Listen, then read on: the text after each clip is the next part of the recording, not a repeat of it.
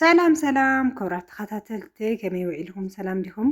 ኣነ ሰላም እየ ኣምላክ ይመስገን። ከምቲ ኣነ ሰላም ዘለኹን ንሳትኩም እውን ሰላም ክትኮን ናይ ኩሉ ግዜ ትምኒተ ኩራት ኣሕዋተይ ብኣርከስ ልሙዓንቲ ተምፅርኩም እኒአኹ ብዛዕባ ናይ ቆርቆረን ምስማርን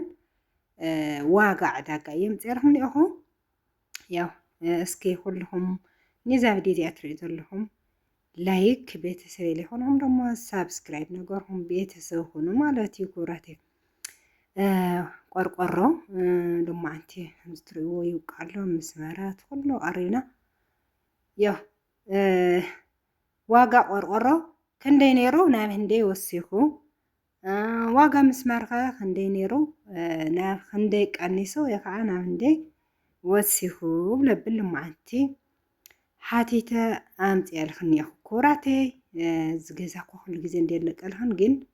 እስኪ ዋጋ ቆርቆሮ ኸ ለቐቕልና ትገዛ ኸ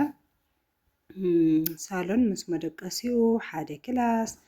ሽንቲ ቤት ጠቕላላ ኸ እንደይ ቆርቆሮ ወዲኡ እንደይ ገንዘብ ወዲኡ ለብል ብዙሕ ሕቶታት ሓቲትክና ኒኸን ሎሙዓንቲ ምስ በዓል ሞያ ኮይነ እየ ላጠየቕኹ ዝለቀልኩም ለኹ ክብራተይ ከምዚ ትሪእዎ ቆርቆሮ ይወቀሎ ተቆርቆሮ ኸታይ ዓይነት እዩ ብዙሕ ዓይነት ቆርቆሮ ከም ዘሎ ትፈልጡ ኢኹም። ያው ሰላም ቆርቆሮ ወይ ከዓ ሮማናት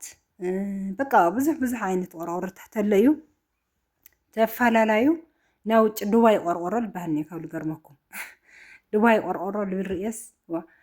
ካብ ዱባይ ዲ መፅኡ ዋላ እንታይ እዩ ብቻ ኣየናይ ኸ ጠንካራ ንሕና ንጥቀሞ ኣየና እዩ ጠንካራ ቆርቆሮ ተበና ግን ሮማናት ቆርቆሮ ለስራሕክን ይኹን ገና ለስራሕን ይኹን ትፈልጦ እውን ትኽእል ኣይኹን ትሪእዮ ኣለኽን ቆርቆሮ ሮማናት ቆርቆሮ ይበሃል። ቀዳማይ ደረጃ በቃ ብበዝሒ ሕብረተሰብና ዝጥቀመሉ ቆርቆሮ እውን ሮማናት እዩ። ዋግኡ እውን እንደይ ነይሩ እንደይ ከም ዝወሰኸ ክነግረኩም እየ ማለት እዩ። ኣብዚ ወቃ ቆርቆረና ምስ መን ይዋሉ የቃውሉ ኣሎ ከምዚ ኢሎም ላሰርሑ ትሪኦም ለኸን ዝቆርቆሮ እዚ ግን ሮማናት ቆርቆሮ ይበሃል። ርእዩ ብጣዕሚ ጠንካራ ኩሉ ሰብ ዳርጋ ኩሉ ሰብ ክበሃል ከኣል እዩ። ብበዝሒ ሕብረተሰብና ቆርቆሮ ዝሰርሐሉ ዝወቅዐሉ ብዘይካ ፎቆስ ብበዝሒ ሕብረተሰብና ገዛ ለስርሐስ ሮማናት ቆርቆሮ እዩ ዝጥቀም ብጣዕሚ ፅቡቅ እዩ ማለት እዩ። እናት ዋጋ ኸ እንደይ ኣሎ እዚ ናይና ቆርቆሮ እዚ ክንደይ ተገዚኡ ቢያንስ ካብ ልግዛእ ፀኒሑ እዩ ቆርቆሮ ወቃዒ ስለልደንጉየና እዩ እምበር ካብ ልግዛእ ዝቆርቆሮ ብጣዕሚ ደንጉዩ ቢያንስ ወርሒ ገለ ይገብር እዩ። ግን ኣሻዓይትኡ እንደይ ተገዚኡ ከዚ ኸ እንደይ ኮይኑ ልማል እየ ክብራተይ ካብ ወርሒ ጉደፎማ ወርሒ ሎማዓንቲ ካሊእ ዕዳጋ ይኾን ፅባሕ ዕዳጋ ይኾን ናይ ዕዳጋ ነገር ብጣዕሚ እዩ ዝገርምና ወርሒ ገለ ገይሩ ካብ ልግዛእ ሓንቲ ቆርቆሮ ብህንደይ ተገዚኡ እንተይልክናኒ ብ1250 ሓንቲ ቆርቆሮ ማለት እዩ። ሓንቲ ቆርቆሮ ሮማናት ዝበሃል ቆርቆሮ 1250 ኣብ መቐለ ተገዚኡ ማለት እዩ። ካብኡ ግን ከዚ ኸ እንደይ ኮይኑ ተይልና ግደፎ ከዚ ብጣዕሚ ወሲኹ ልዚ እዩ ዝኾነ ነገር ጥቅንስ ተሎ ኣሕዋተይ ኣብ ስደት ልልኸን ዋላ ብሶሻል ሚድያ ኣብ ዩቲዩብ ኣሎ ልለቅዎ ዋላ ዞም ምሓሩ ብጣዕሚ ናይ ገዛ ናይ መሳርሒ ገዛ ናይ ቆርቆሮ ይለቁ እዮም። መኣዚ ይቅንስ መኣዚ ይውስኽ ሰሚዕና ግን ክንጥቀመሉ ኣለና ኣሕዋተይ ማዕሪ ኣይትሸወዳ። ሓደ ሓደ ጀጋን እኳ ኣለኽን ዲኽን ሓደ ሓደ ግን በቃ ዋላ ገንዘብ ኣቕሚጥኽን ጥርቅም ትላን ኢኽን ትውስኽ ተለስ ኣይንጥቀመሉ ማለት ትቕንስ ተለስ ኣይንገዝኢ ንኣብነት 7 ኣትዩ ነይሩ ሓቂ ስሚንቶ ከዚ ዋጋ ስሚንቶ ክንደይ ኮይኑ እንተልና 1200 ሕሰቦ ክንደይ ቀኒስን እዮም። ካብኡ ግን ኣቀማምጣ ፅቡቅ ተኮይኑ ኣብ ፅቡቅ ቦታ ተቐሚጡ ዋላ ዓመት 2 ዓመት ይፀንሕ እዩ። ካብ 6 ወርሒ ገለ ልበሃሎ እንድሕር ማይ ነጥይዎ ዋላ ወርሒ ለለይ ክፀንሕ ክእል እዩ ስሚንቶ ኣብ ሕማቅ ቦታ ብታሕታዩ ልርህድ ወይ ማይ ልነጥረት ኮይኑ ወርሒ ለ ኣይፀንሕ ይግደፎ ብዙሕ ስሚንቶ ገዚእኻ ኣብ ፅቡቅ ቦታ ኣቕሚጥኻ ሸፊንካ ብደንብ ግን ዋላ 2 ዓመት እውን ይቕመጥ እዩ ይብልዎ ዞም ልፈልጡ ልሸጡ ገለታት ማለት እዩ። እና ማንኛው ሓሲ ተቀንስተለት አይንፈልጥ በተለይ ወሰድላ ሰሪሕና በቃ ገንዘብ እኪ ውለለ በቃ ገንዘብ ለባንክ እኪ ነብሎን የናሶ እና ሓደ ኒሆን ጀጋንለ ቦታት ገዛ ኣቕሓት ገዛ ዋላ ብሊኮት ተቐንስተሎ ገዚእኽን ተቐምጣ በቃ ብዙሓት ነዋየን ክንደይ ጠንካራታት ኣሕዋትና ኣብ ስዑድ ዓረብ ብዙሓት ግን ብዙ ዓመት ጌርና ዋላ 11 ዓመት ጌርናስ ንሽወለ ኣለና በቃ ምንም ኣይንጥቀመሉ እያ በቃ ልክዕ ሃም ስራሕ ካየለ ይኮነ ኩሉ ነገር ባይዘወይ ሃመ ጠቃቅማ ካይ በተለይ ኣብቲ ናይ ገዛ መሳርሕታት ምንም ኣብዝሓስ ኣይንጥቀመሉ ዝትሪኡ ኣለኹን ምስማራት ደሞ ያው ናብ ባዕሉ መውቅዒ እዩ ብቻ ግን ሓደ ዓይነት እዩ ካፍቲ ዝኾነ ጎማን የለኣቶ ይልእትየሉ ብታሕታይ እምበ እዚ ሰለስቲኡስ ብሓደ እዩ እኒኦ ማለት እዩ ካብኡ ድማ እዚ ምስማር ዘይፈላለ እዩ ቀጢንዮ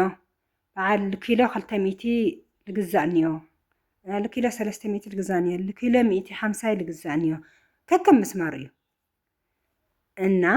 ትሪኡ ኣለኹን ቆርቆሮ ይወቀል በዓል ሞያ ሓውና ማለት እዩ በዓል ሞያ ተደልያ ተሊኽንለ ኣለው እዮም ሓደ ኣሕዋት እኳ ይህበክን እንዴ ውሽጢ ቆርቆሮ ልወቅዑ ገዛ ኮንትራት ገለ ትብላ ተለኽን ግን ገዛ ኮንትራት ቤተሰብ ከንቶም ፅልኽን ይልበለፀ ማለት ሓደ ብፅቡለይ ትፈልጦ ተመፂኡ ሃመይ ገይሮም ዝሰርሖ ጥዒ ድዩ ሕማቅ ድዩ ዝፈልጥዎ ቤተሰብ ክን ጌርኽን ብቤተሰብ ክን ልመፀ ኮንትራት ተስራሕክን ብጣዕሚ ልበልፅ እዩ ተሃምዚ ኣብ ቆርቆሮ ልወቅዕ በዓል ሞያ ልስን ልልስን ማዕፀለ ግጥም ተኮይኑ ችግር የብሉ ከምፀልኽን እያ ኣብዚ ካብ ታሕቲ ካብ ላዕሊ ኩሉ ገዛ ልኳናተር በዓል ሞያ ኣምፅእና ትብል ኣሕዋት ግን ከቢድ እዩ ተባላሸየስ መን እየተጠየቀ እና ኣሕዋት ክን ኣለዉ ቤተሰብ ክን ኣለዉ ወለዲ ክን ኣለዉ ክንደይ ብርካት ወለዲ ክንደይ ብርካት ኣሕዋት ኣለዉ እዮም ኣብዚ ዓዲ ኮነ ኢሎም ሓፍቶም ናይ ስደት ሓፍቶም ክዕውዩ ልደልዩ ልክዕ ሃም ናይን ኣሕዋት ብጣዕሚ እዮም ጀጋኑ ብጣዕሚ እዮም ዝሕግዙኻ በቃ ካብቲ ናትና ዘይኮነ ልዕስ ናብዕሎም ወሲኾም ላገዝኡ ላሰርሑ ላማቻችው እዮም ፀኒሖምና ልክዕ ሃምኣቶም ድማ ሓደ ጥዑያት ኣሕዋት ጥዑያት ወለዲ ኣለዉ እዮም ብኡ ልክዕ ደሞ ክንደይ ሕማቃት ሰባት እውን ክህልው ይኽእሉ እዮም መንገዛ ንሓፍቶም ቅርሺ መንገዛ በቃ መንገዛ ናጓላቶም ቅርሺ መንገዛ ናጓላቶም ቦታ ሸይጦም ልበልዑ ወለዲ እውን ይህልው እዮም ከለይ ብለ ብቻ ግን ይህልው እዮም እንደይ ልበኽያ እንደይ ልበዓል ገዛይ ከምዚ ገይረ ግዛእ ቦታ በስምካ ግዛእ ኢለን ልበዓል ገዛእስ ካብ ልገርመኩም ካብኡ ጎይታናለ ብስሞም ገይሮም ገዚኦም ካብኡ ኣይፈልጥ ኢሎም ካሊእ ሰብ ትሕዙ እውን ኣለዉ ሓደ ኣሕዋትና ለጋጥመን ኣሎ ማለት እዩ የጋጥም እዩ እናሲ ጥዑያት ወለዲ ጥዑያት ኣሕዋት ታልዮም ኸን ትቀንስተሎ ግዝኣ ከዚ እንደይ ወሲኹን እዮም እሕና ገዛእናዮ ለሓንቲ ቆርቆሮ ሮማናት ልበሃል ቆርቆሮ 1,250 ከዚ ተጠየቕና ደሞ 1,400 ልቐፃልኻ ክውስኽ ድዩ ልመፃእስ ክውስኽ ለኽእል እዩ ክቐንስ ለኽእል እዩ ብቻ ገንዘብ ተይቕመጥኽኒ ኣብ ማንኛው ዓይነት መሳርሕታት ገዛ ልቀነሰ ታይኒኦ ከለሓዊ ከለወለዲ ታይኒኦ ልቀነሰ ገንዘብ ክቕምጥ ይደሊ እዚ ዓይነት ኣቕሓ ገዚአ ክቕምጥ እዮ ካብኡ ገዛ ክትሰርሕ ተለኽን ይሕግዘክን እና በቃ መዓልታዊ ይቕንስ ይውስኽ ብጣዕሚ ለምልጠልካ ከዚ ክስሚቶ ትማሊ 1,200 ነይሮ ሎማዓንቲ 1,250 ገዚእና ልበሉ ኣለዉ ልክዕኹም በቃ ግርም ይልብል እና ባይዘወይ ስሚንቶ ምንም ካብ 1,200 ገለስ ብዙሕ ኣይትወርዲ ይውስኽ እምበይ ኣይትወርዲ ቅድም ኢሉ እኳ 950 ሽሕ ኮይኑ ነይሩ እዩ ብበዝሕ ግን 1,200 እያ ትኾን እና እዚ መስል ክቡራተይ እቲ ቪድዮ ናተይ ድማ ከምዚ በተለይ ናይ ገዛ ትለቀው ተለኹ ብጣዕሚ እዩ ክጠቕመክን ላይክ ነገር ክን ልሕዋት ክን ልዘን ገዛ ልስራሓለ ገዛ ምስራሕ ሓሳብ ለለኽንለ ንኩልኽን ይልጠቅምና ላይክ ሳብስክራይብ ኣይትረስዑ ክቡራት ኣሕዋተይ ድማ አንተ ቆርቆሮ መውቃዒና ኔና ኮፍና ምስ በዓል ሞያ ምስማርከ እንደይ ኮይኑ ቆርቆሮኸ እንደይ ኮይኑ ታይ ክደልኽይዋ ኣለዋ ኣብ ስደት ኣሕዋተይ ኣብ ስዑድ ዓረብ ኣለዋ ምንታን ክሰድልን ምንታን ክፈልጦ ዋላ ገንዘብ ታሊወን ገዚአን ከመጣየን ከይውስኽ ኢለን ተዘይ ኮይንለ ንምፍላጥ ዝኣክል ናበልኹ ምስ ቆርቆሮ ለወቅዕ ኢሎም ማዓንተ ውዕለና እና በቃ ኣብ ሶሻል ሚድያ በተለይ ኣብ ዩቲዩብ ሲ ኣብትለ ይኾን ኣጀንዳ ተይኾነ ትውዕለ ኣሕዋቴ ማዕረይ ኣብ ዩቲዩብ ኣለክን ብቻ ኩሉ ግዜ ናይ ገዛ መሳርሒ በተለይ ኣብቶም መምሓሩ ኩሉ ግዜ ብዙሓት ንኡ ልለቁ ኣብኡ ትኩረት ገራኒ እንታይ ቆኒሱ እንታይ ወሲኹ ማለት ልገዛ ልትሰርሓ መፅለይትና ስርሕና ክነኣቲል ትብላ ይምበ ልለ ስራሕን ችግር ውሊና ካልእ ሓሳብን ናዕርኽን ይለየክን ልገዛ ከስርሕ ኢልክን ሓሰብክን ግን ትኩረትክን ኣብቲ ናይ ገዛ መሳርሒ ልለቅቕ ኩሉ ግዜ ልለቅቕ ሚድያ ማለት እዩ ክንደይ ስኡና ኣብ ቲክቶክ ኣብ ለይኮነ ኣጀንዳ ንሓልፍ ኒአና ክንደይ ስኡ በቃ መቃፀሊ ግዜ ኣይጠቕመና ኣብቲ ዝጠቕመና ሚድያታት ላርአና ንሕልፎ ምንም ፌስቡክ ይጠቅም ኣብ ቲክቶክ ይጠቅም